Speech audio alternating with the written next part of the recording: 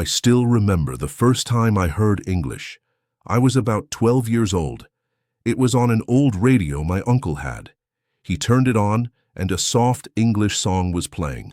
I didn't understand the words, not even one, but the sound was beautiful. The way the singer moved from word to word felt like a gentle river. I didn't know what they were saying, but I wanted to understand. That moment stayed in my heart.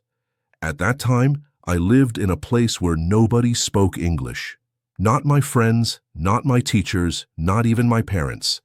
In my school, we had English classes, but they were small. We learned grammar rules, but we didn't practice speaking. I thought English was just about remembering verbs and tenses. But the song on the radio told me something else. It showed me that English was alive. It was not just in books. It was in music, in people, in stories. A few weeks later, I found an old English book in my cousin's house. It was a book for children. The sentences were short. The cat is on the mat. The sun is hot. Very simple. But to me it was like magic. I read each line slowly. I said it out loud. I didn't know if I was saying it right, but I didn't care. I just wanted to hear the words again and again. That was the first time I truly felt I could learn English, on my own. After that, I started to notice English everywhere, on labels, in movies, in songs, on signs in the city. At first, I didn't understand, but my eyes and ears were open. I was curious, and this curiosity became my teacher. I didn't know how to study properly. I didn't even know the best way to learn, but I kept listening. I kept reading. I kept trying. So when people ask me, how did you learn English without a teacher? I always start with this. I listened. I listened with an open heart. I didn't worry about mistakes. I didn't wait for a perfect method. I just started. I followed my interest. That was the first and most important step, and that step led me to the next ones. Now, let's talk about something fun and powerful, how music and movies helped me improve my English even more, learning through songs and movies. After I started paying attention to English around me, music and movies became a big part of my learning. They didn't feel like study, they felt like fun. But the truth is, they helped me more than any grammar book ever did.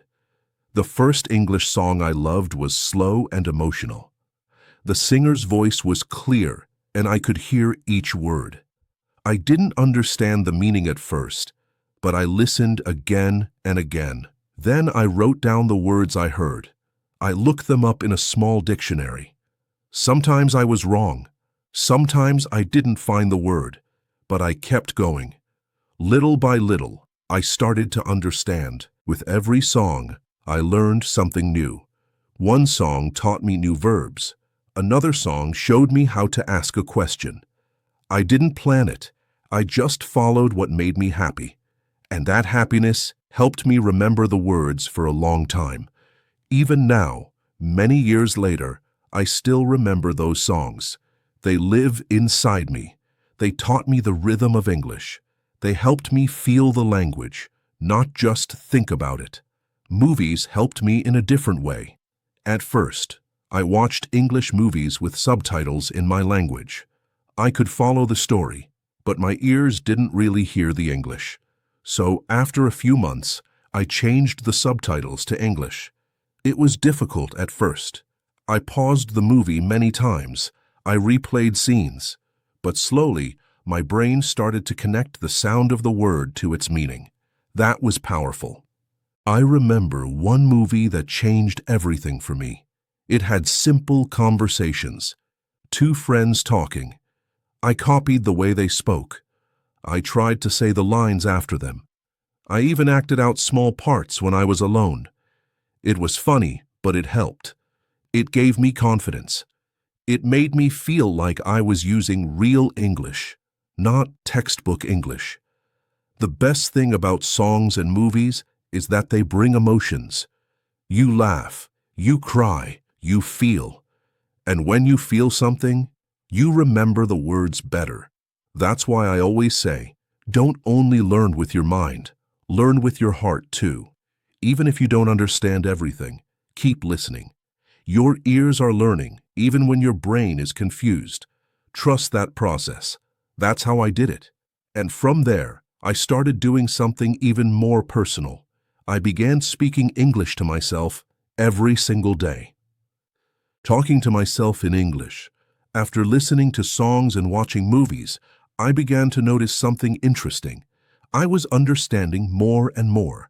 But when I tried to speak, I couldn't. The words were in my head, but they didn't come out easily. I was shy. I didn't want to make mistakes in front of people. So I decided to try something simple. I started talking to myself in English. It felt strange at first. I was alone in my room, saying things out loud like, "I am brushing my teeth," or "Today I feel tired." Nobody was watching, and that made me feel free. I didn't feel embarrassed. I could speak slowly. I could repeat words. I could stop and think. I became my own conversation partner. Every day, I tried to describe my actions. When I cooked, I said, "Now I cut the onion. Now I boil the water." When I walked to the store, I said in my mind, "I am walking down the street. I see a red car. The weather is hot today." These small sentences helped my brain connect English to my daily life, and that was important. I wasn't just learning words. I was using them. Sometimes I also asked myself questions in English. What do I want to eat? How was my day? What will I do tomorrow? And then I answered, slowly and simply. I made mistakes, but that didn't matter. Nobody heard them. I learned to correct myself with time. I started to enjoy speaking English, even if I was the only one listening. This habit became part of my routine. I spoke to myself in the morning. I spoke while doing housework. I even spoke before sleeping, just a few sentences. At first, I felt silly, but after some weeks, my confidence grew. I wasn't scared of English anymore. It became a friend. Speaking to yourself is one of the best ways to practice. It's free, it's easy, and you don't have to wait for someone else. You can do it anytime, anywhere. And the more you speak, the more natural it becomes. You start to think in English. You stop translating in your head. That's a big step forward. So if you ever feel too shy to speak in front of others, start with yourself. Be kind, be patient, and trust me, this simple habit can change everything. Next, I'll tell you how reading easy books helped me grow even more, and why starting small is sometimes the smartest way to grow big. Reading children's books and easy texts. As I got more comfortable speaking to myself in English, I wanted to learn more words and understand sentences better. But I didn't jump into difficult books. I didn't try to read long novels or newspapers. Instead, I chose something simple: children's books. Many people think children's books are only for kids, but for English learners, they are a wonderful tool. The words are easy. The grammar is clear. The pictures help you understand the meaning. And most of all, the stories are fun and short. When I read them, I didn't feel stressed. I felt calm. I could enjoy the story and still learn something new. The first book I read was about a small dog who couldn't find his bone. The sentences were short. He looks under the bed. He looks behind the door. Where is the bone? Very simple. But every word helped me. I read it out loud. I said each word slowly. I paid attention to the order of words. I started to see how English works, how words come together to make meaning. I didn't read fast. I read the same book many times. Each time, I noticed something new. A small word I had missed. A new way to say something. I read with care, not with speed. That's important. When you read slowly, your brain has time to learn. You don't just see the words, you understand them. After some time, I moved to other easy texts. I found short news articles for learners. I read simple dialogues. I explored websites made for English beginners. I didn't try to understand everything. I focused on what I could understand. and that gave me confidence. One trick that helped me a lot was reading out loud. When I read silently, I understood, but when I read with my voice, I practiced speaking too. It felt like I was training my mouth and my ears at the same time. I became faster. My pronunciation improved. My tongue learned to move in a new way. Even now, I sometimes read simple things, not because I don't know harder words, but because simple stories remind me that learning doesn't always need to be difficult. What matters is staying connected to the language every day, and one small change I made in my daily life helped me stay connected all the time. I changed the language on my phone, and that made a big difference. Using my phone in English. After reading simple books and easy texts, I realized that English was slowly becoming part of my life. But I still needed more practice. I needed something that would remind me to use English every day. So, I made one small change. I changed the language on my phone to English. At first, it felt strange. I had to look more carefully at the buttons and menus. Settings, messages, calendar, photos, these were all new words for me. But I saw them every day, and because I saw them every day, I remembered them without trying. It was like learning without studying. My brain started to connect English with my daily actions. When I got a message, I saw reply. When I wanted to check the time, I saw alarm. When I took a photo, I saw edit or share. Every small word helped me grow. These words were not from a textbook. They were real. They were part of my world, and that made them easy to remember. I also started using English for my apps. I searched for recipes in English. I watched short videos with English captions.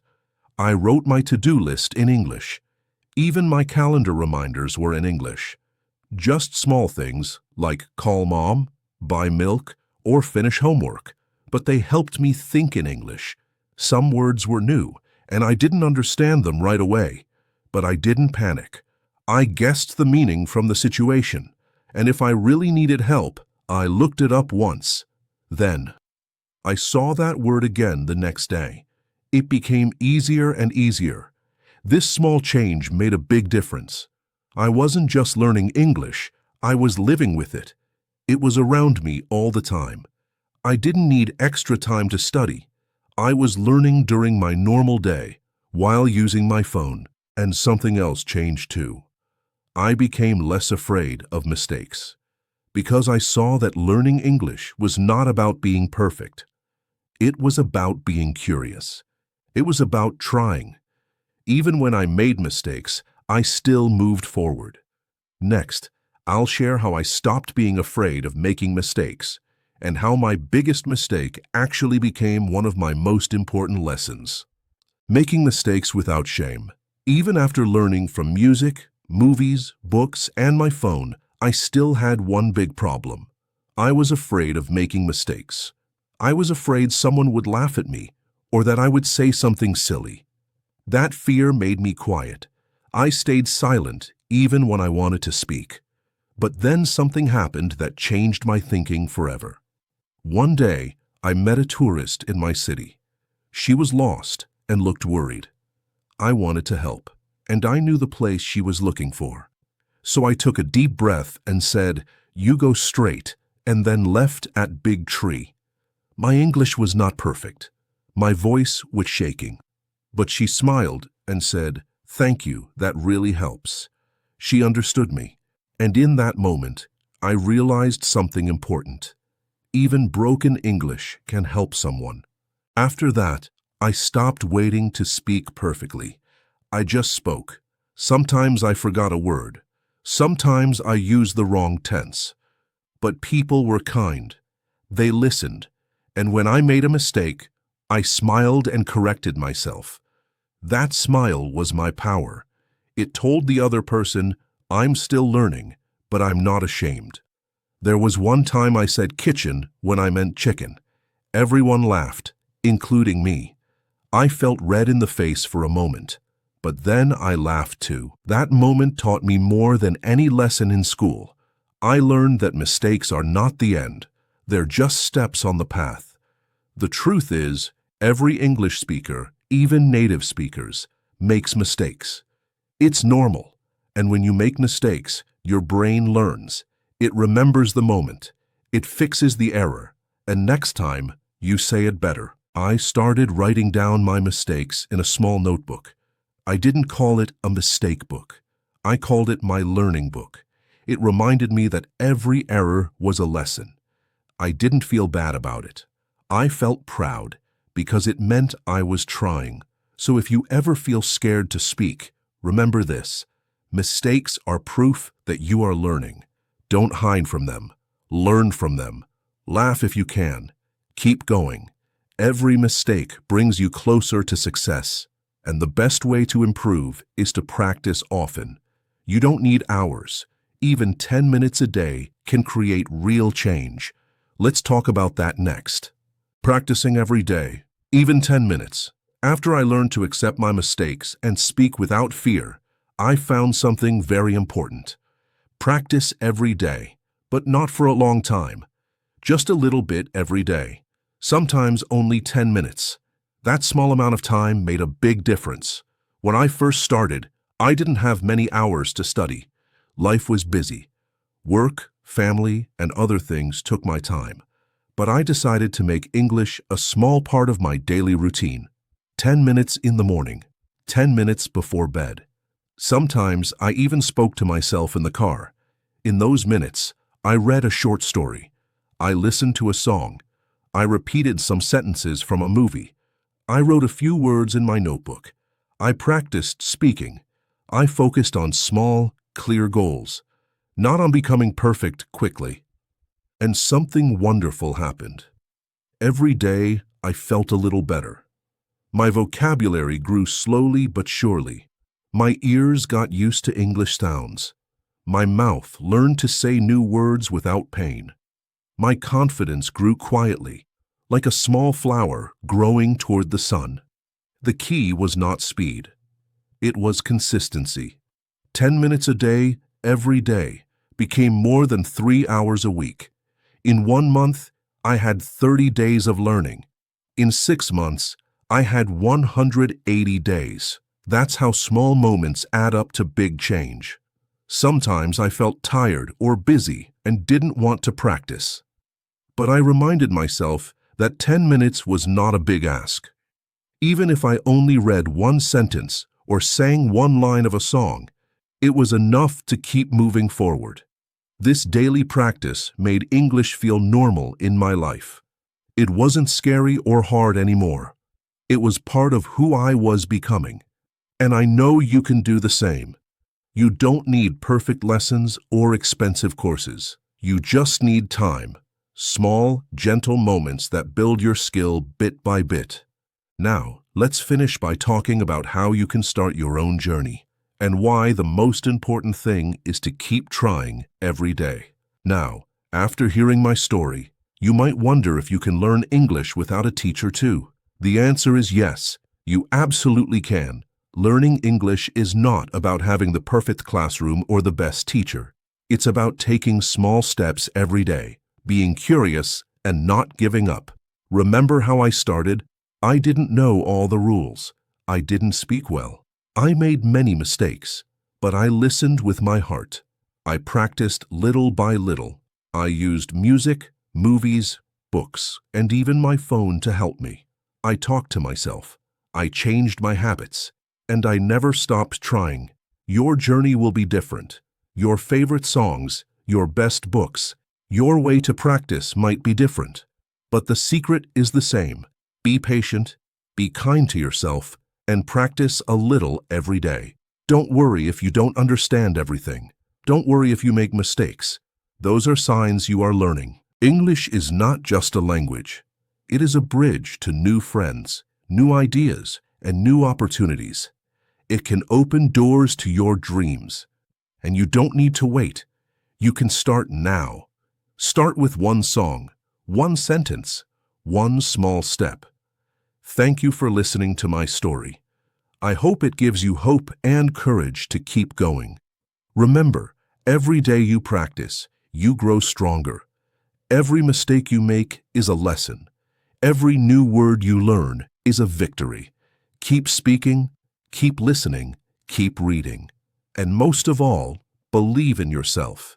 You have the power to learn English without a teacher, just like I did, just like many others have. Practice a little every day, and you will see wonderful progress. Your English will grow, and so will your confidence. I am proud of you already. Keep going. You can do it.